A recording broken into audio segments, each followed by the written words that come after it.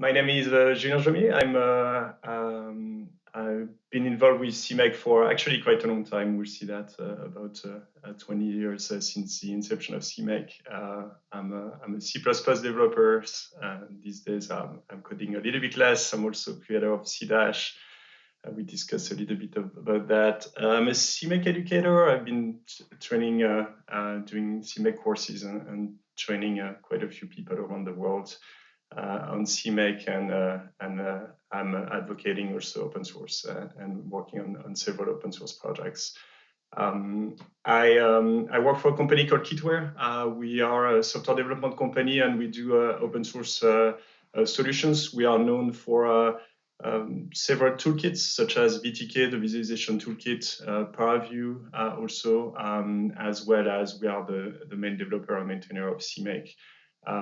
We support about 50 to 70 open source projects around there. And one particularity that we have is that we develop solutions on different type of hardware, ranging from desktop, mobile to cloud, HPC, high performance computing. Our applications runs on most of the servers out there, on supercomputers as well. And we've been also shifting some to the web.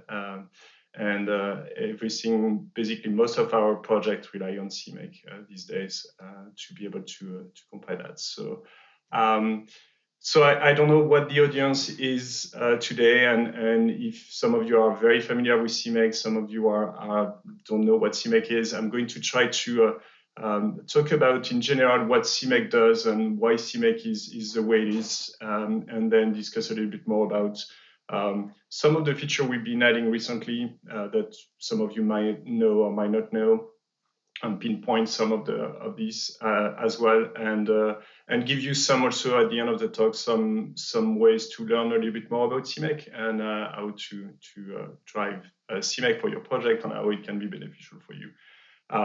So the first question is do we need a build system? And I mean, it's usually the way it works. So if when you are a student, you start with one class, C++ class, and then your project evolves.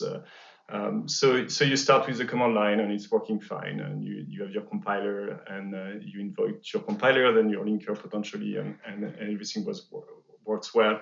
And then you realize that actually it's quite complex and fastidious. So you are going to write a shell script that helps you doing that. And then as your project evolves, you are going to try to find another system, so a build system. So nowadays, a lot of this is driven by Makefiles. We are going to see that also some other alternatives of that. But even Makefiles are not necessarily enough to handle what you want. For instance, if you have very complex projects, if you have dependencies, if you have cross-platform, then you are basically out of solutions. I'm not saying that Makefiles cannot do all of this, but it begins to be quite complex to do that. And also a lot of finding people that are very efficient with Makefiles. And it's the same with CMake, by the way. It can be complicated and can be tricky. So that there is a philosophy behind that to be able to help you maintain and have more sustainable code, and code that is cross-platform as well. Where is CMake coming from? So everything happens in the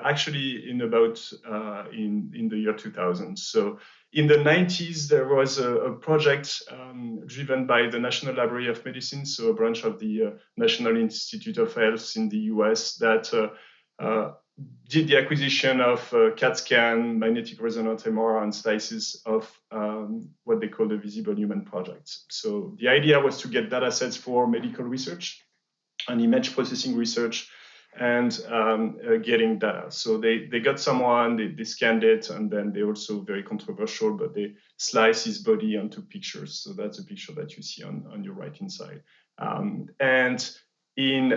What happened is that the code was released as open data. The data was released as open data, and people around the world started to write code to do image processing on these type of data sets. And the code didn't have any framework, so a lot of scientists came with algorithms that were not built and not very manageable in terms of communications and being able to use this different algorithms in one single application. So the NLM funded a toolkit called the Insight Segmentation and Registration Toolkit, ITK, to be able to provide a toolkit, so a framework for the Visible Human project. And it was a project with different academia, universities, industries as well. General Electric, Kitware was involved as well. And one of the tasks for Kitware was to basically look at a build system that will manage to build the Insight Toolkit, which is written in C++, on all the major platforms. And at the time in 2000 it has to run on supercomputers because it's fairly large data, so mostly Linux. It has to run on Windows, and it's also to run on Mac. So we look into different solutions, of course, AutoTools and others, CMake as well, and Apache and others. And there was no real solution for cross-platform development out there. Most of them were platform dependent and not able to do exactly what we wanted. So Builtin and others started to work on CMake, and we released the 1.0 branch in 2001. We didn't expect CMake to be used as much 20 years later, but it grew very quickly. And we nowadays it's been used by a lot of people, and we discuss about that. So what is CMake? CMake is a cross-platform open source build system generator. So it's cross-platform. It works on we are testing on about 50 to 80 configurations nightly, but it works basically if you have a C++ compiler, it should compile. There it's pretty lightweight. It's open source under BSD license, so you can grab, modify the code. It's not a build system itself. It's a build system generator, so it would generate for you a build system. And the philosophy we had for the very beginning of CMake was we don't want to have the developers use their being able to force them to use specific tools. So if you want to develop on iOS right now, you have to have a Mac, you have to have Xcode, you have to use the build system that Apple is providing for that. There are pros, there are cons on that. I'm not going to discuss too much about this, but we developed toolkits, so we wanted to reach out to the larger audience and being able to have developers use what the tools they love the most. So that's why CMake is a generator. It would generate for your native Make files, even your Visual Studio solutions, for instance, or your Code solutions. It takes plain text files as input and produces project files or Make files. So that's what CMake does, basically. It just translates from your plain text file, which is going to describe what you are trying to build and how you want to build it and produce in a cross-platform manner on different systems.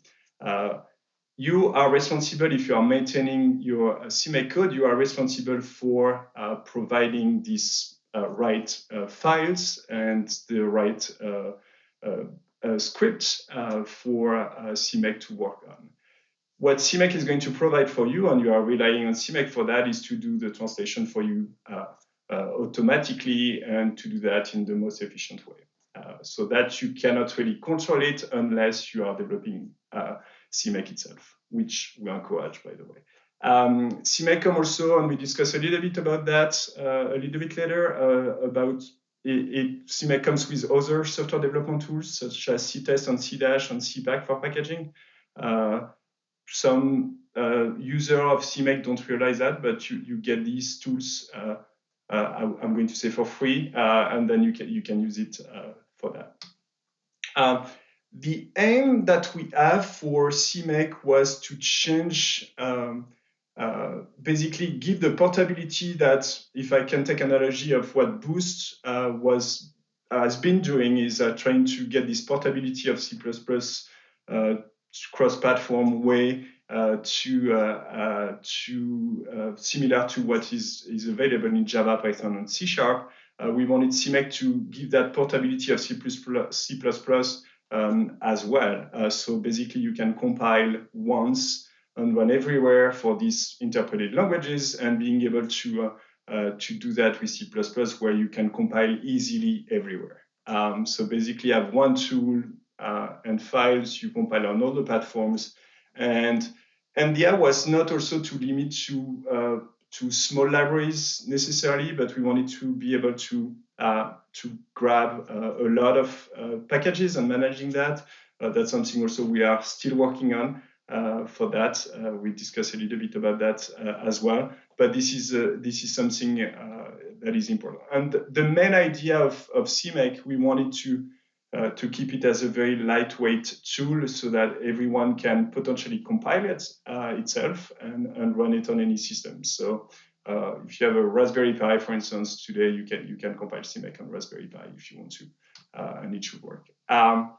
So CMake works on, and it will generate for quite a bit of compiler and build systems. So we keep track of what's going on. So usually when there is a new release of Visual Studio, it will be supported. CMake will support it weeks after the beta comes out, and this is mostly because we have a good relationship with Microsoft, and we work with them and with the Visual Studio team to be able to generate the project files for Visual Studio. We do the same for Xcode, so we work with Apple on that as well. We've been working with Google on the Ninja integration support. So when there are some modifications sometimes to Ninja, we have contribution coming from Google and maintaining that. More recently, when Apple transitioned to the Silicon chipset, we also work on that. And we work also with compiler manufacturer, trying to see how far they go in the implementation of the standards, and making sure that CMake will support that. I'm not saying that we will support everything. I mean, we try to keep up to date, but there are some functionalities that sometimes are a little bit more complicated to implement and to do. One of them, for instance, is C++ modules for C++20, and this is something we are working on. And hopefully, that's going when compilers are supporting it, we'll be able to implement that in CMake. So this is something we have also in the pipeline. And totally, I don't know, biased or unbiased slide about the CMake popularity. So CMake is starting in 2000.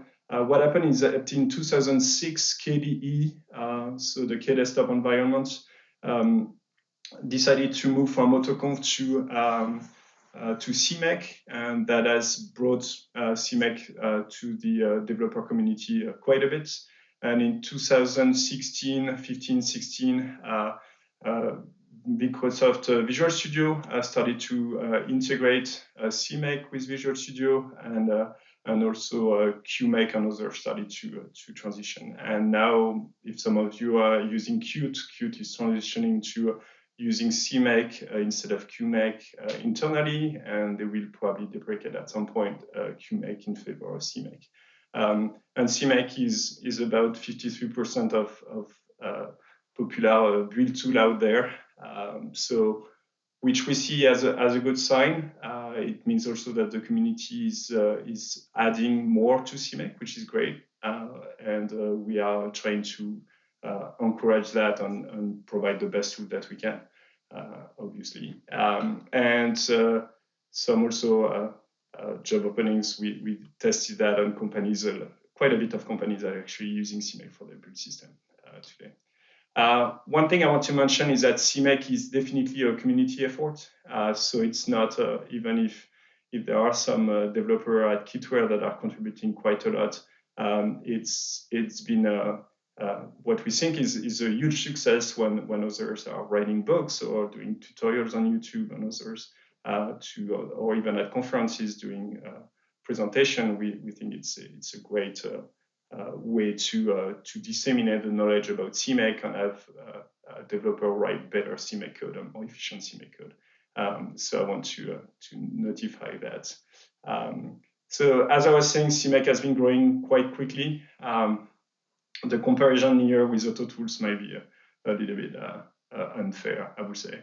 But CMake has been growing quite a lot. A lot of projects, and fairly large projects actually have been transitioning to CMake, and it's been a great way to also to support the community. One thing I want to mention is CMake is not the only one out there. So some of you have probably heard about Scones or Baison and others. CMake does, one thing about CMake is that the learning curve about CMake when you just start is actually fairly easy.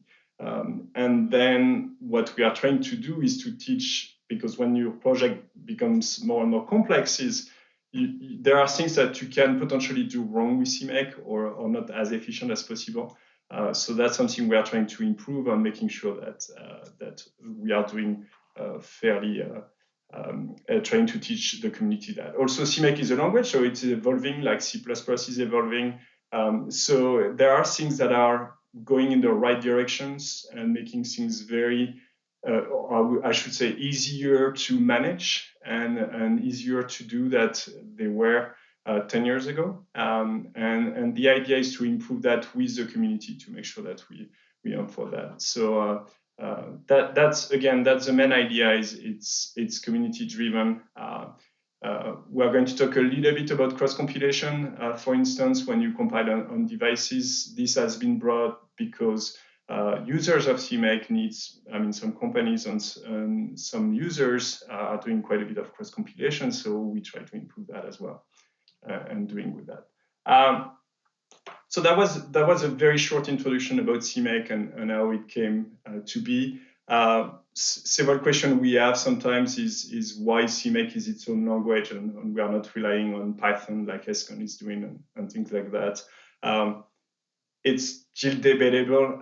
One thing I want to mention is that the main reason we have CMake the way it is, and it's pretty simple in terms of syntax, I should say, of commands that you have or lexicography. But the idea is that we control exactly what's going on, and that helps us knowing exactly what could be done. That doesn't mean things can go wrong, but the idea is to try to have something that is as efficient as we can. And of course, there are pros, there are cons on this, and we definitely acknowledge that. And this is something that trying to improve. Would we improve the language at some point? I don't know, maybe, if it happens. So for some of you that don't know anything about CMake, this is a very, very short example on a minimum CMake list file. So when you create a project, let's say you have two C++ files. I'm overly simplifying things. We have foo.txx and bar.txx, and let's say bar contain the source code for a library, a static library, and foo is contain a main for an executable, for instance. And foo needs bar. So what you would do, you will create a file called CMake lists.txt. And in that file, so it's a TXT file, so you can edit it with your favorite text editor, and you will put the following code. So the first line is a CMake minimum required version, and this tends to be magical for some, especially novice users, but this is actually important. So the CMake minimum required version sets your backward compatibility and also sets your minimum required version of CMake that you need. We discussed a little bit about that. Then we have the project. We discussed about it, and then we have 3 lines. One which is the command add library.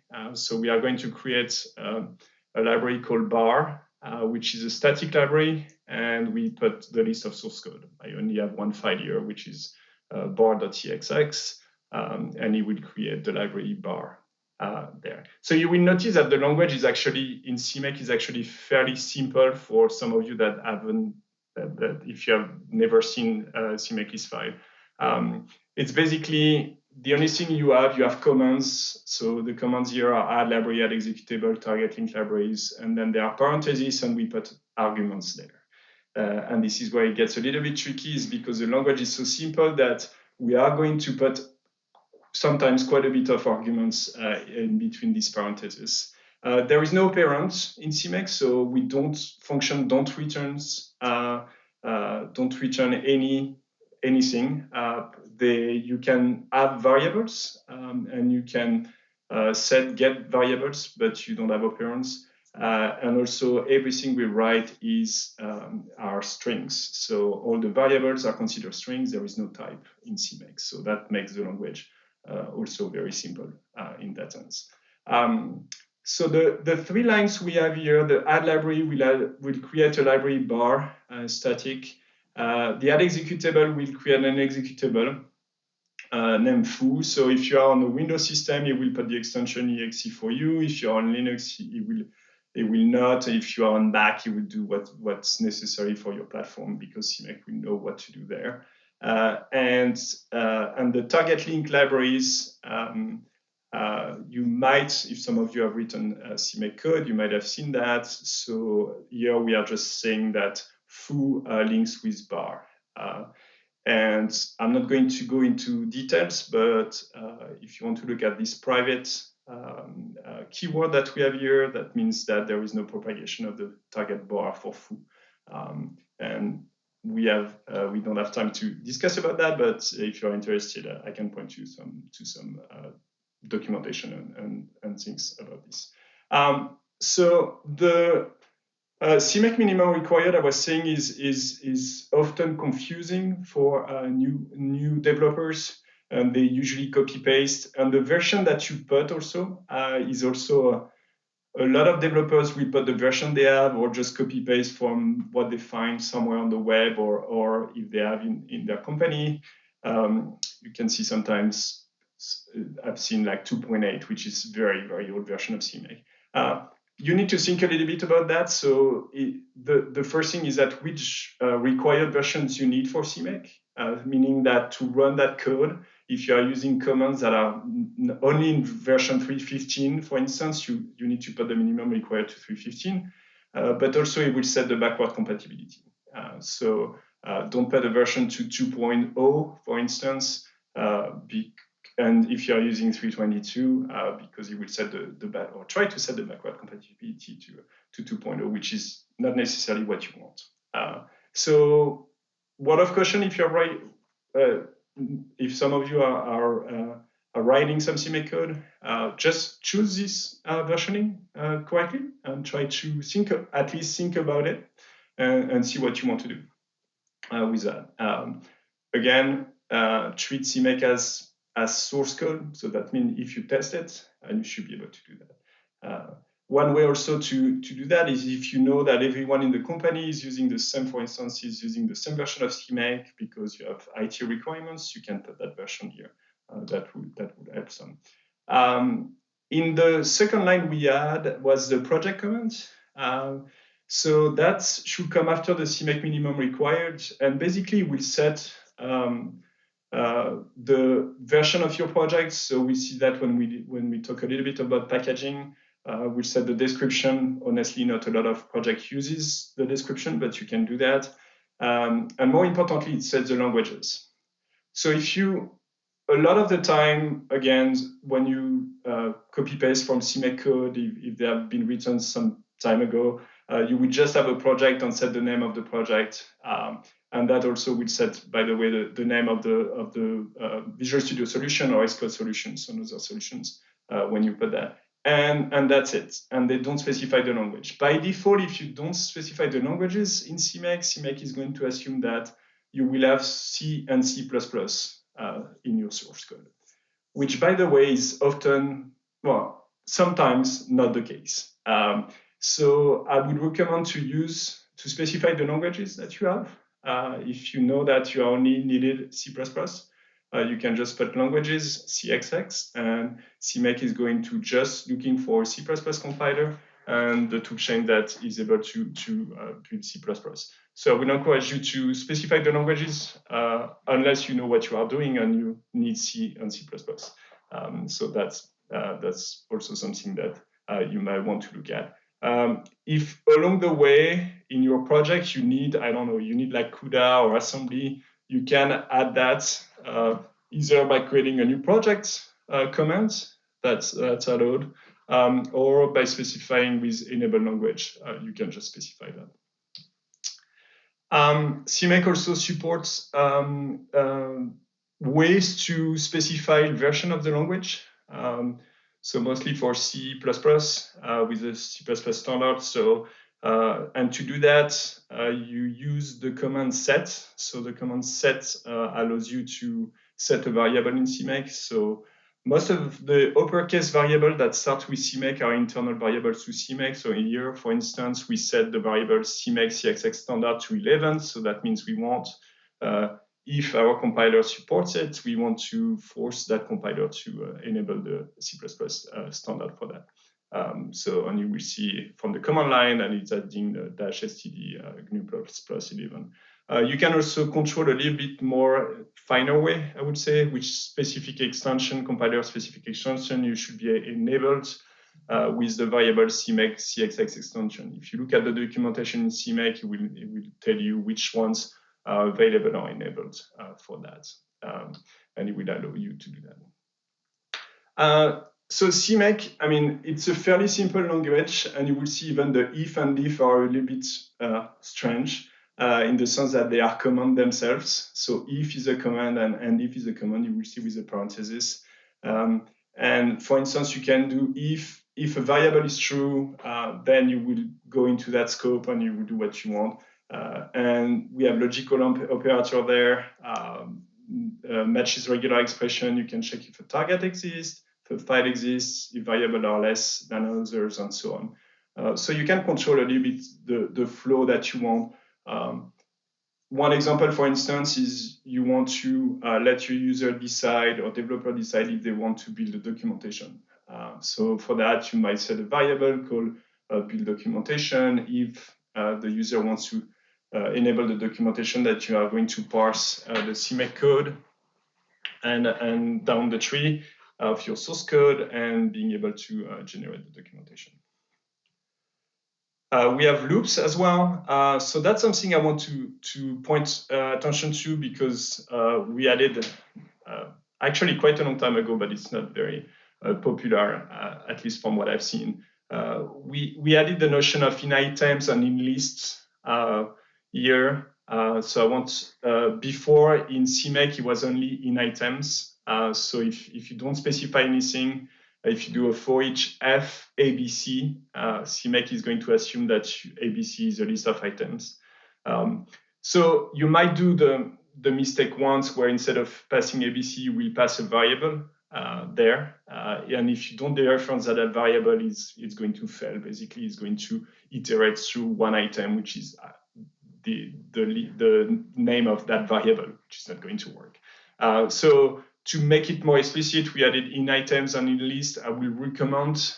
So first, I would recommend if you have a list, which is usually the case, to use in lists, because in that case, you don't need to dereference the variable. And also, if you are not using it, put in items so that it's explicit. And if someone's copy paste from your code, they will wonder, hey, why is there an in items in my for each? And they will understand that. So that's what I would recommend. And also for the while, we have while and while. Just be very careful with this. Is the while and while, you need to set the variable to false if you want the while loop to stop. So I will recommend to put a conditional there if you want to, or convert that to flow control. So we've seen at the beginning a very simple example of CMake and how it's. I had two files which were in the same directory. You can basically describe your whole source tree with CMake, and the way you parse your source tree is by the command add subdirectory. So with add subdirectory, let's say I have a directory foo and a directory subdirectory bar. In my CMake list of foo, I will do an add subdirectory to bar. And what that does, I just basically tell CMake, hey, you need to go parse that directory bar and find CMake list.txt file in that directory and parse them. And one thing to know is that the variable values are inherited, and basically we copy the scope to the subscope in CMake, and then you can deal with that subscope. It lives entirely separated from that, but basically you'll be able to describe your source tree. One thing also to know is that the parsing of CMake is sequential. It's not parallel. So you know exactly what's the way CMake is going through your source tree. And I'm not going to say it makes things easier to debug, because if you have a very large source tree, that's not going to be the case, but at least you can figure out the order of things are the way things are going. So let's say you had a subdirectory, you have a target foo, and you need it afterwards. You need to make sure, of course, that you add your subdirectory before, so that CMake will parse that target and know about that target before that. So CMake, in terms of built-in functions, so CMake has built-in functions that are written in C++ that are basically basic functions, like the add library, add executable. There are about 70 to 100, about this day probably 100 functions that are built in. But you can extend the language through macros or functions. And you might see in CMake code that you probably have macros or functions, but we introduced function a long time ago, but still old CMake code might have macros. And basically you can extend, so create new commands in CMake. So here, for instance, we create a new command called showcase args that you can use, if you see at the very bottom, that you can use for the list of items. So that's the way you will create new functions. And again, you see there is no signature type, because there is no type in CMake. So the only thing that basically describes a function is its name. You can also override functions if you want to, basically defining the same name, and it will overwrite the functions. And you can call the previous function with underscore and the name of that function if you have to do that. Some functions can be large. This one is 7 lines of code, 8 lines. But some of them can be very large. So my recommendation is to always take the approach of your CMake code is like C++ code or any source code that you would have. So it should be documented, it should be tested, it should be reviewed. If you are using, if you have the opportunity to have code review, you should have it reviewed. It should be improved if you have the time to reflect on that. And I think the previous talk was mentioning that is if you can write tests, but you can also improve that. And a lot of the tests usually is because you let your application building basically your build tools to tell you when it fails, but it's also for some function it might be interesting to implement some unit testing for these functions that you have as well. So if you treat CMake code as source code, exactly the same, then it will save your life in the future. I can guarantee that. There is a list of commands in CMake. So if you type CMake -- help command list, you will have all your built-in lists, and then all the optional macros and commands. You can have that. Macros and functions. The functions are, between the functions and the macro in CMake, the functions are dynamically scoped, so they have their own scope. So you can have variables that are already defined somewhere else. They are not going to be an issue. Macros are not dynamically scoped, so they could override other functions, other variables, sorry. So which is something that you might want, or something that actually you might not want. So be careful with that. We usually recommend to use functions when you can. It's a little bit cleaner, and you are making sure that it's a little bit better for your code. Some random features, I should say, about CMake.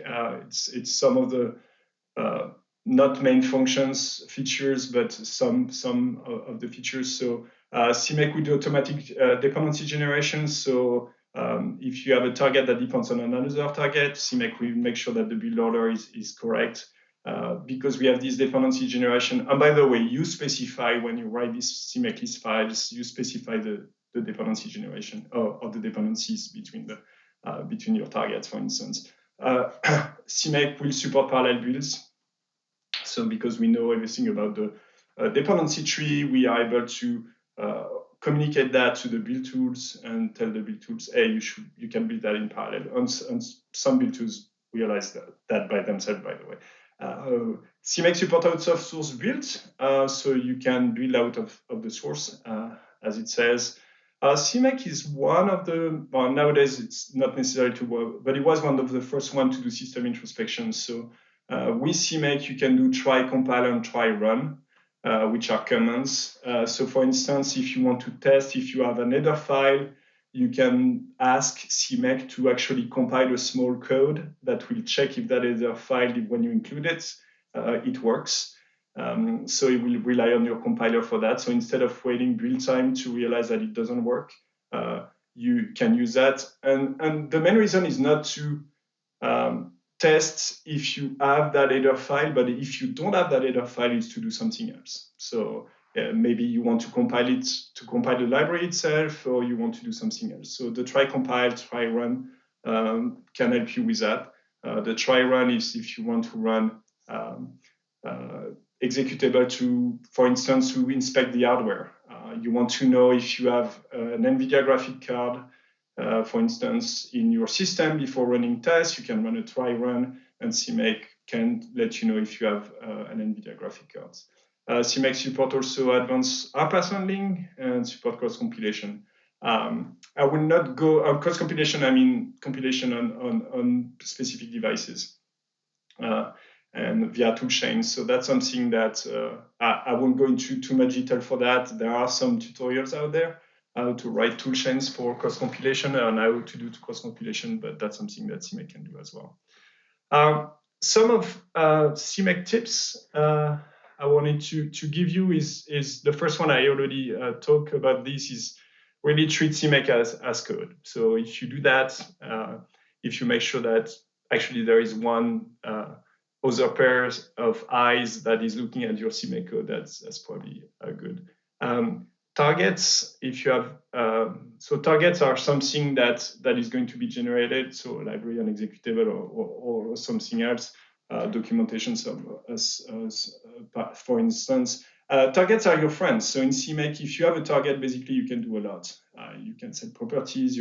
So I'm not saying that everything should be a target, but you will know when they should be. But they are your friend. And we're going to see that, especially when you import external libraries, that having that as a target, and instead of having that as just words or in syntax that will describe your library, it's much better to have it as your target.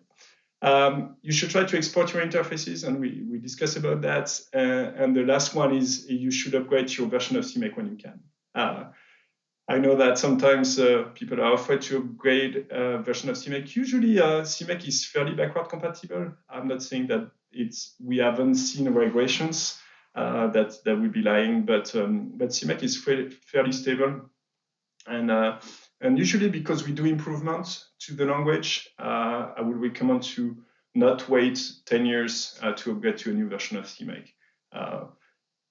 If you have no choice, you can, but otherwise try to upgrade to a new version. So how do you run CMake? So let's say now we return these beautiful CMake list files. How do we run it? So first you need to get CMake for your platform. So to do that, you can go to cmake.org/download. You can also, from your Linux distribution, you can do an apt-get or so on to get CMake. Visual Studio starting 2017 and higher. Now it has CMake integrated with it. When you install, you can just check the box. And for Debian and Ubuntu, we have a PT, that a repository package that is available as well. And we have also integrated with pip install. So if actually it's quite used. So if you have access to a Python interpreter, you can just pip install CMake and it will install CMake for you automatically. And usually get the latest version, which is nice to do that. So that's a screenshot, for instance, and now it's integrated with Visual Studio. This is coming from the Visual Studio team blog, but basically they have integrated CMake. You can have access to some of the functionality of CMake as well. That doesn't mean you cannot run CMake itself to generate Visual Studio file, but if you only have Visual Studio, you can actually open a top-level CMake list file, and it will run CMake for you, and it will generate the Visual Studio, and it's very integrated. It's very nice, nicely done. So the way CMake runs, so there are two phases in CMake. The first one is a configure phase, which basically parse the CMake list files and understand what you want. So do you want to read the documentation and so on, for instance, and does the all the configuration, and then you have a generation phase.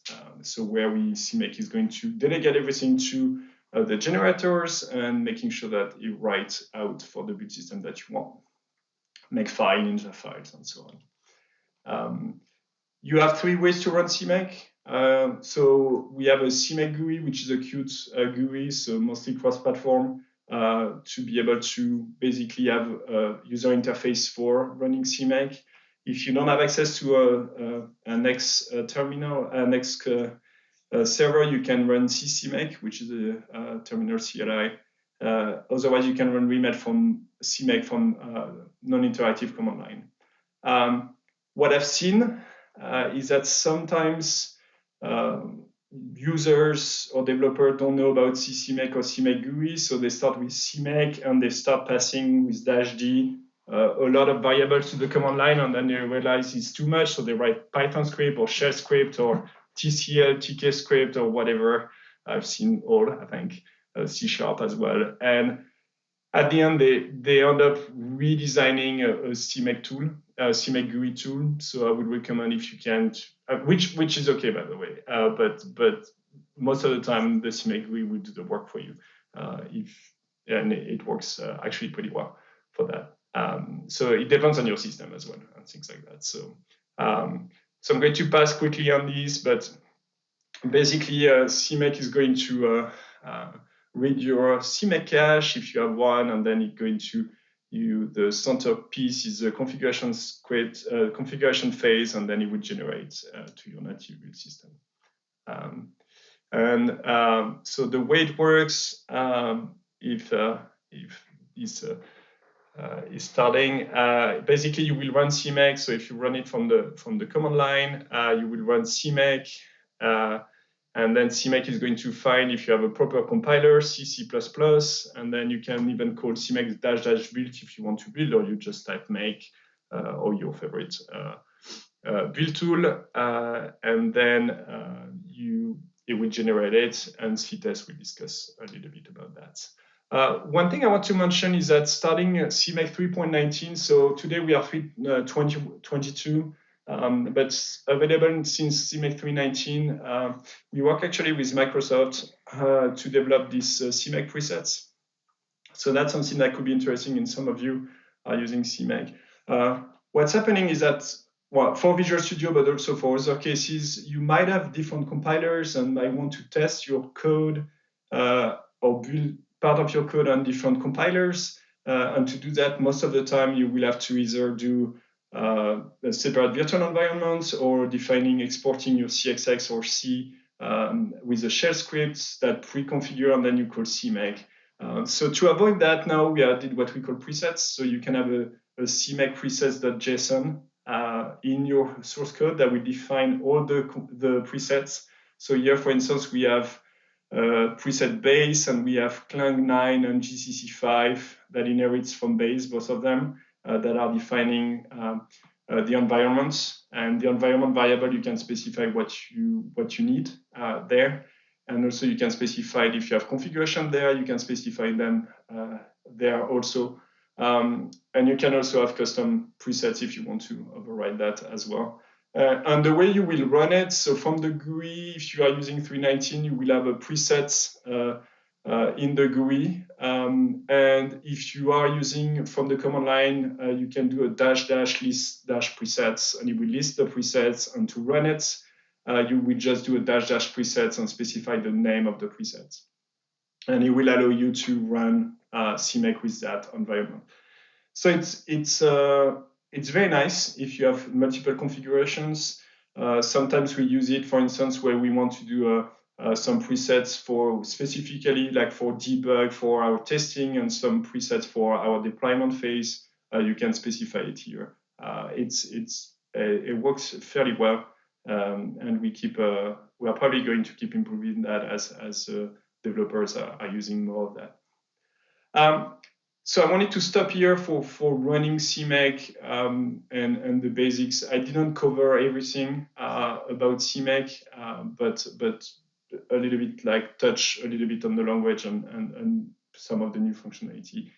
The other thing I wanted to talk about is dealing with dependencies. So if you have a project that is has been built with CMake, and now you have a third-party library that comes in, and you need to integrate that into your code.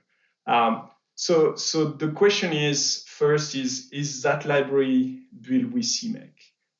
Is that external library is built with CMake? Then in 2021 and almost 2022, this library should expose their usage, how to use them in a CMake manner.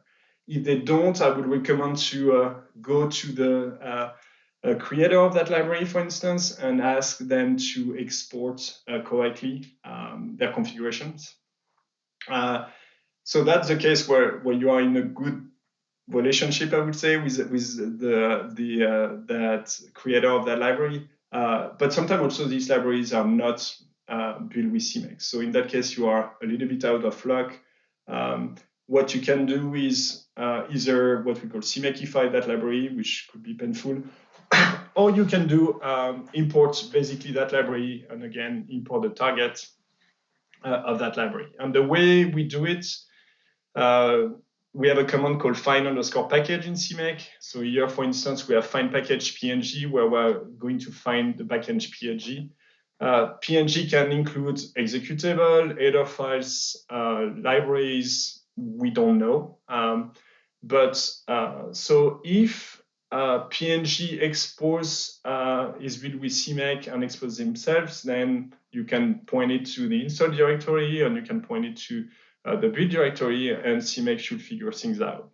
If it's not, we will rely on a small CMake file, and when I say small, sometimes small, called findpng.cmake, which is going to import that library. That findpng.cmake is something that you have to write.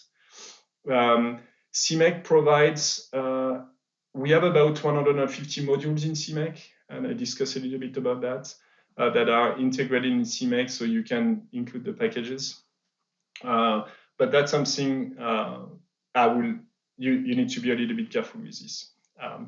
So the way you will use it is you do a find package. So here we do a find package PNG, we say it's required, and then we add the library foo. So we create a library, and then we can do a target link libraries, and we can specify PNG.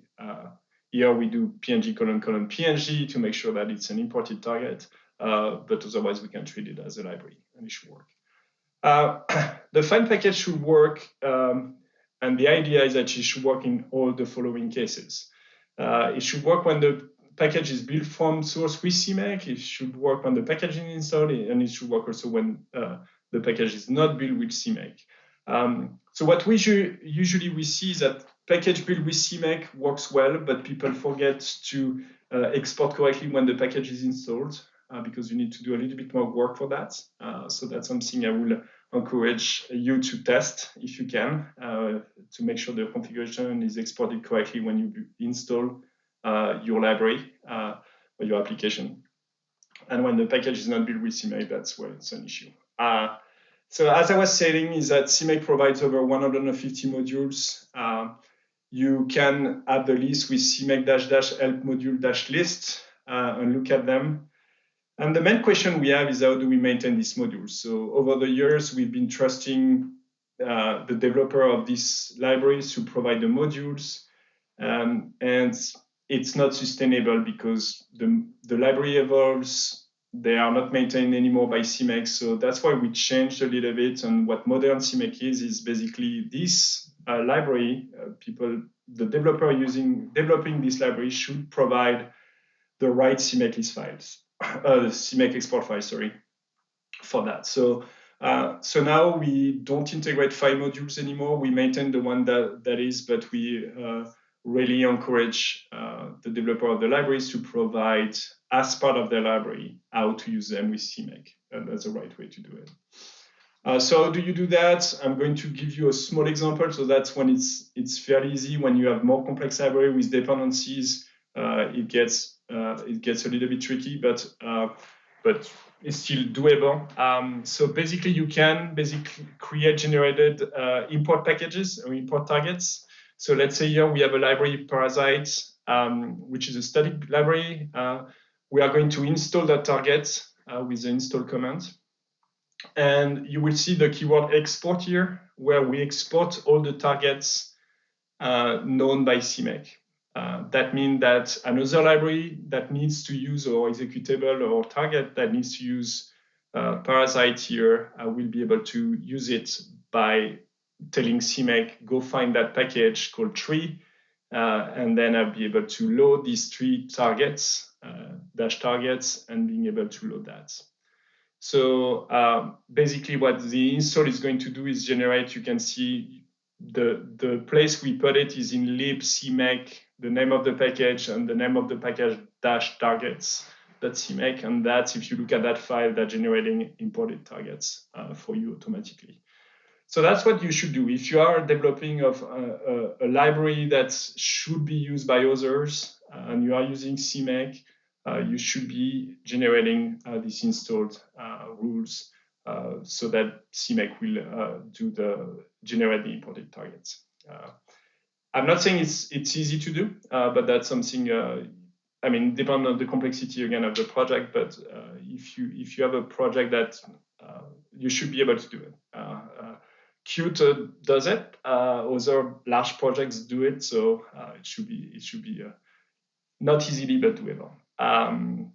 So a couple of other things I want to mention is, so the find package is great, but it's not going to fetch the library. So it's assuming the library is somewhere accessible, either built, installed, or accessible on your system.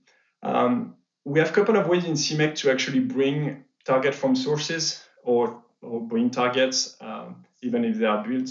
At build time, we will use what we call external projects, called also super build in some cases. So the way you use it, for instance, here we have a external project _add that will add a target called foo that's on the Git repository on the Git tab tag, and also you can create. I mean, you can have a configure command, you can have a make command if you want to. You can have multiple ways to build from source as well, and you can have some dependencies between these external targets as well. And you can do that. So we use that for quite a few projects. It's the tricky part when you use external project is when it fails, it's realize where it fails. So that's something that could be a little bit complicated for that. If you need targets at configure time, you can use fetch content. So it looks a little bit similar to the Git. The build, the imported external project, sorry, and it will basically fetch the content at configure time. So not delegate that to when you type make, but get that at configure time. And that could be useful when you need sources to be integrated at configure time and making sure they're there, or you need something at configure time. So just realize that piece. In the 5 minutes that is remaining, I'm going to talk about packaging and continuous integration quickly. So CMake comes with a package called CPAC, which is a small application which is bundled with CMake, and it allows you to do a cross-platform installer. So it will generate again for these installers automatically. And the main reason it's useful is because CMake knows about the targets, he knows about the installation, so he will delegate that to the installers. So if you have a project that is using CMake, you should be able, with, I'm going to say 3 to 5 to more lines of CPAC code, you should be able to create a professional installer. We use that for CMake itself. So it works on Windows, for instance, with NSIS, with Wix as well. But basically, the hard part of CPAC is making your installation tree. You need to have your install working. And usually the hard part here is realize what you need in your install tree, but also making sure that your executable will work with a relative path. So you need the RPath handling and stuff like that, which CMake does, by the way. I'm not going to go into details, but you should be able to do that. And then at the end of your CMake list, you can just do include CPAC, and basically it will generate for the installer that you have. And it works on Linux, Mac, Windows. That's the way we, for instance, generate for APT and others. And CMake also has a tool called CTest, which is a testing driver. So it's not going to do unit tests for you. It's basically going to drive your unit testing or your testing in general. And it's a companion to CDash. So CDash is used quite a lot. It's basically a web-based dashboard. So basically a database that is collecting all the configuration and testing results and displaying them. So usually the CDash is used in conjunction with Jenkins or other like Travis CI or Circle CI and others. And to run the test and to run the build and then to get the results. The main reason we have CDash, by the way, is, well, to be able to present correctly, not correctly, but a little bit more efficient, the testing results, but also we do visualization. So we needed to have something that, a tool that allows us to compare images to figure out things that are not working. So you can do quite a lot in CDash. You can compare the tests, see what fails, and gives you a instantaneous view of your software and why it works, why it fails. Jenkins will do that as well, and CDash will allow you to dig a little bit deeper, so figuring out which test and why it fails, getting, for instance, images back if you do rendering and stuff like that. So that's something we've been using as well. We can track the test timing, so if it fails, we can report on email and so on and figure out what's going on. Just to finish out, I mean, if you are new to CMake or if you want to learn more about CMake, so the first thing you should not do is copy paste some CMake code. So a lot of usually that's how it works: is you get inherited a project that may or may not have CMake code and you copy paste. I'm not saying you should not do it, but if you do it, just be careful and always wonder. Again, the CMake is a language, so it's evolving. So just make sure that you have a critical eye on what you are seeing and potentially improve it. There are on YouTube and other platforms, there are some great talks about CMake and how it should be done. There is also some books out there. Craig Scott has wrote one. There are others, and it's usually kept up to date. We have a discourse forum. If you have any questions, you can go there. The documentation of CMake is built in, so it will always be up to date. And we have also tutorials out there that you can use if you want to do that. We do also provide training courses in Europe and in the US if you have to. There are some technical guides that are available at CMake.org if you look into that. We have also started to add the testing doc code so that we are sure that what we write for the testing is actually working. So that's something we've been doing in the past couple of years. And we just in the past 6 months we had a book called Mastering CMake, which was not always up to date. So now it's open, so you can just download it and you can look at it and making sure that and improve it if you want to write some CMake and contribute to that. We'd be happy to have that. So I wanted to thank you very much for attending this course, and I think this is CPPP, so merci for having me today.